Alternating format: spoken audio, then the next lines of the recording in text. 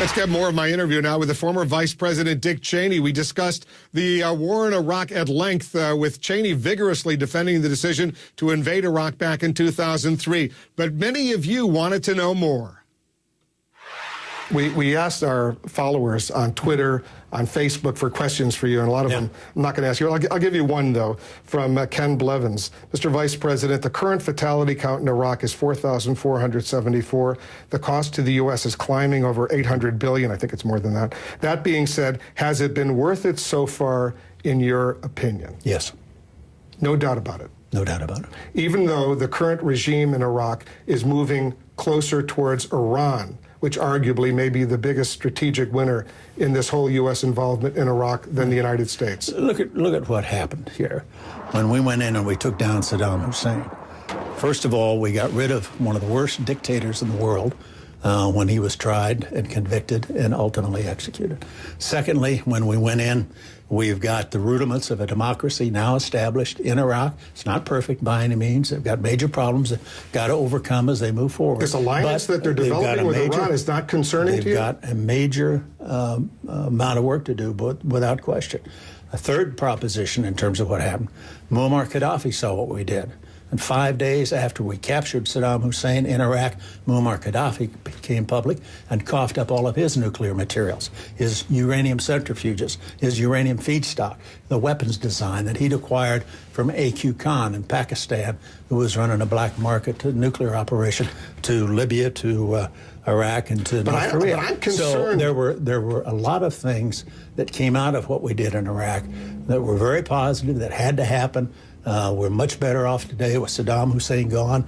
You got Muammar Gaddafi gone. You got neither Iraq nor Libya in the nuclear business today. You've got A.Q. Khan, the outfit that was supplying them, out of business. We shut down their operation. So we got a lot done. We didn't get it all done, but we got a lot done. But I'm concerned that when all the dust settles in Iraq and the U.S. troops pull out supposedly by the end of this year, although there may be a residual number of some troops left, they're negotiating that.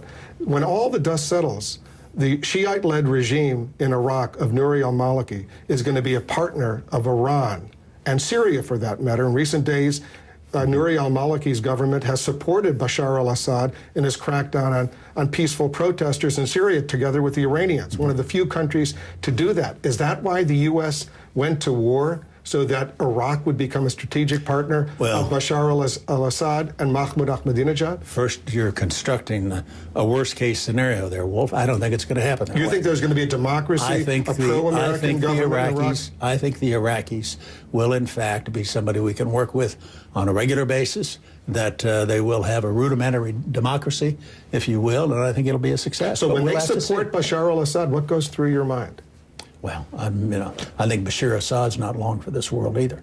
Looks to me like he's on his way out because of the unrest that's been occasioned by his own people inside Syria. He's one of the least popular leaders in that part of the world. It's the Middle East, and stuff happens in the Middle East. You know it. You've covered it for years.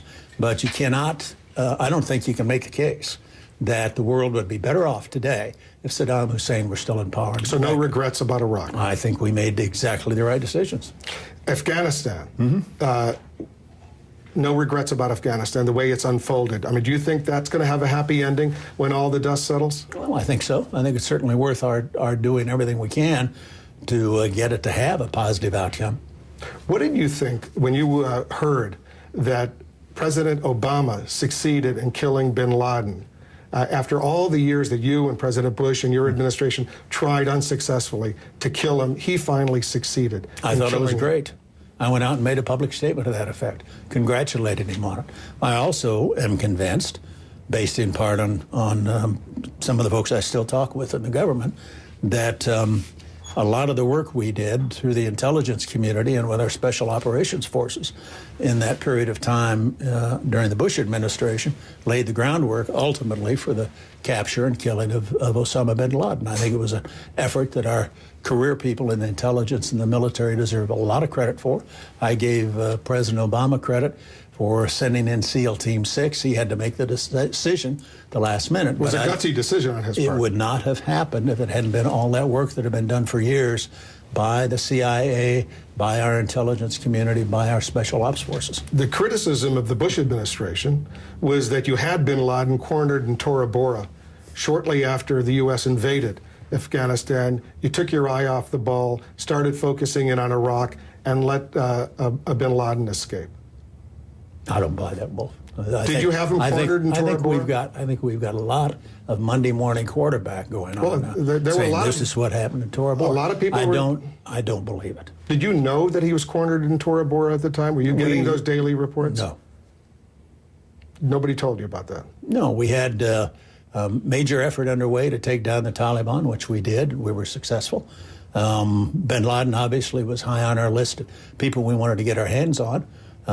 We weren't able to capture him, and he survived for several more years. But the steps we took, including, I think, things like enhanced interrogation techniques, made it possible for us ultimately to provide the intelligence that was required to take down bin Laden. And I think our guys who worked hard on that in both administrations deserve the credit.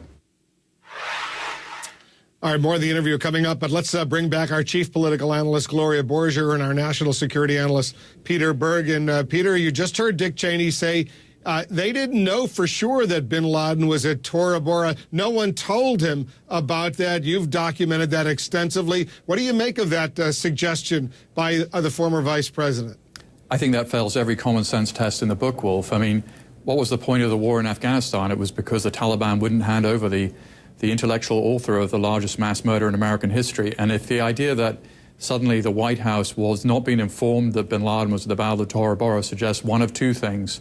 Either sort of incompetence and ignorance, which I don't think is possible, given the fact that this was a pretty competent group of people, or it suggests that simply, to put it politely, there was dissimulation in what the vice president told you, because it was widely known in the U.S. government that bin Laden was at Tora Bora. There were multiple briefings by the Pentagon to that effect, including by Paul Wolfowitz publicly saying that in the time frame that bin Laden was there. The CIA knew he was there. The Special Forces community knew he was there.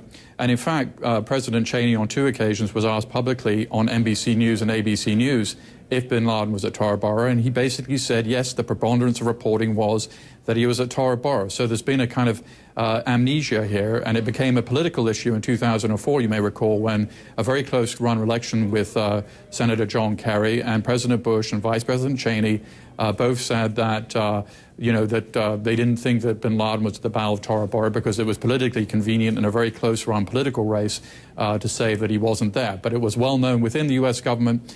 And this isn't Monday morning quarterbacking. This is simply historical assessment of what really happened. This isn't Monday morning quarterbacking at all. The record is voluminous on this subject. And any viewer who's interested, just to one final point, the Special Forces history of the Battle of Tora Bora is now publicly available, and it says between December 9th and December 2014, there was multiple intercepts of bin Laden talking on the radio. So, this isn't just my opinion. This is the opinion of the U.S. Special Forces historians who looked at the battle. Because it was in his book, he's thunderously silent on Tora Bora. That's why I questioned him about it. Gloria, as I wrote on my CNN.com/Situation Room blog today, the vice president has no regrets about any decision he made during his 8 years as vice president. He refuses to say he made even one mistake on the economy, on the wars, on anything as vice president. Does this surprise you as someone who's reported on him and covered him for many years? For many years. No, actually it doesn't. Dick Cheney is someone who, as you know, Wolf, has been the most outspoken defender of the Bush administration, even more than George W. Bush. I mean, he's been the person out there criticizing Barack Obama, and he's been the person out there talking about enhanced interrogation and the value of enhanced interrogation, as he just did to you.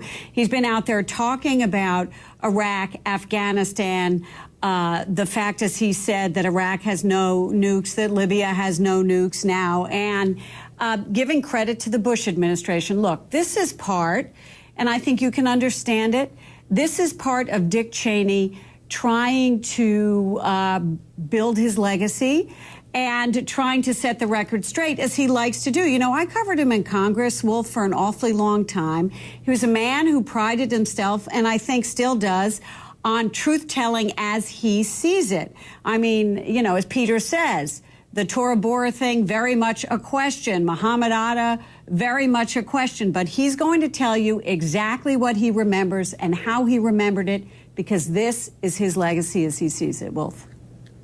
Gloria, thank you. Peter, thank you as well. Dick Cheney, as all of our viewers probably know by now, he has survived 5 heart attacks, and he now relies on an implanted machine to keep him alive. He's going to demonstrate how he stays alive when we come back. Dick Cheney relies on a special machine to help keep him alive right now. He showed us during the interview how it works. Let me talk a little bit about your health right now. You know, you got some heart issues, as all of our viewers know. Explain what's going on with this battery, if you don't mind. Well, I've got I've had a series of heart attacks, 5 heart attacks, over more than 30 years. I've had my first heart attack when I was 37 years old, back in 1978, my first campaign for Congress.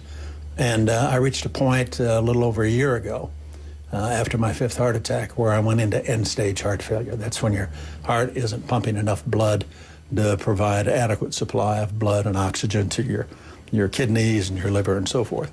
And at that time, what we did was go in and install something that's called a HeartMate 2. It's not an artificial heart. We don't have those yet.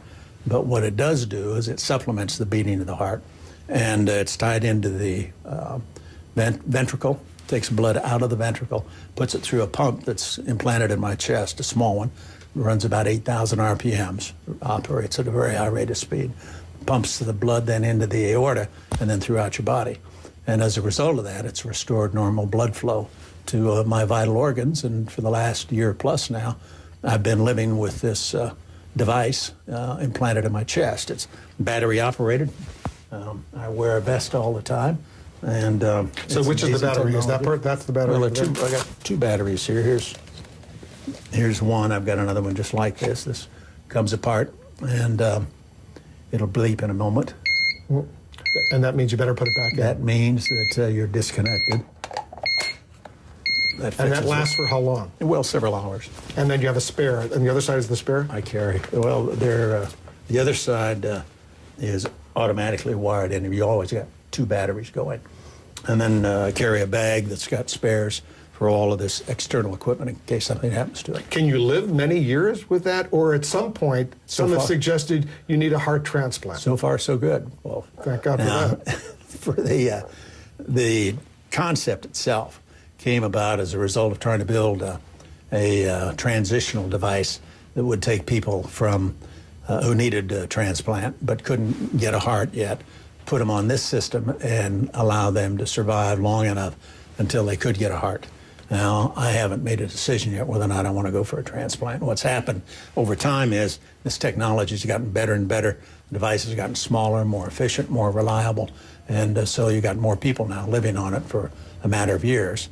And I'll have to make a decision at some point whether or not I want to go for a transplant or whether I want to stay with it. Because you're 70 years old now. 70. Mm-hmm. And are your cardiologists saying you're strong enough for a heart transplant? Yes. You are? Yeah, I'm back doing everything I wanted to do before.